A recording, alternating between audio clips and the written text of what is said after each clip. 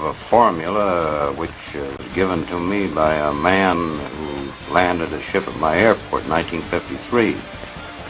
And we put this formula under research, tested a number of experiments on a bench in a good electronics lab in Chicago, and we produced phenomenal results with evidence that we should do it on a larger scale in order to be able to do more with it.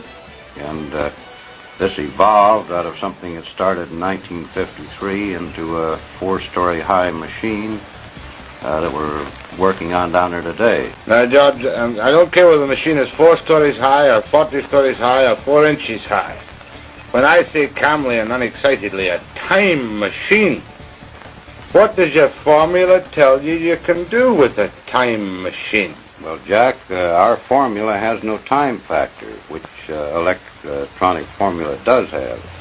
And on the other hand, electronic science has only had 2 dimensions to work with, the electric pattern and the magnetic pattern perpendicular to it. And we discovered a 3rd zone, which we call a time zone, and we are working through this zone with an effort to orient the magnetic field to give us other results than our science can obtain at present. George, just double talk to me. A time machine means to me a little box that I can go into and go back 5,000 years or forward 10,000 years. Is that what your formula tells you you can do? Well, Jack, this isn't a little box. This is a 4-story machine focusing fields that we can orient to produce this zone big enough for a man to get into.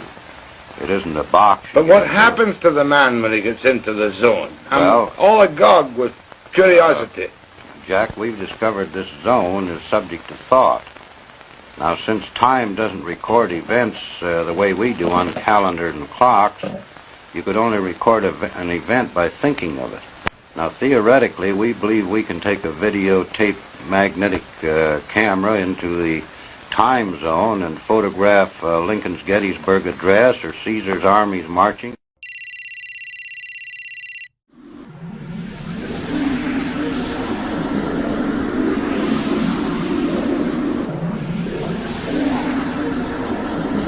Theoretically, we believe we can take a videotape magnetic camera into the time zone and photograph Lincoln's Gettysburg Address or Caesar's armies marching or anything that's ever happened.